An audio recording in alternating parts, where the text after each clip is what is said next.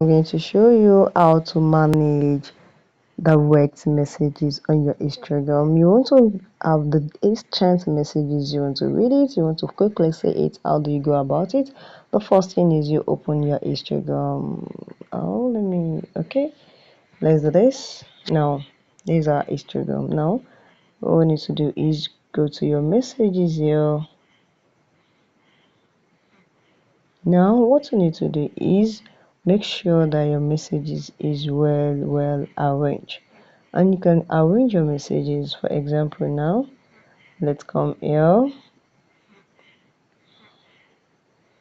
Okay, so now what you need to do is just come here. Now click on your profile menu picture here, or you click on the three line dot, go to settings, and when you go to settings you go to notification. When you click on notification,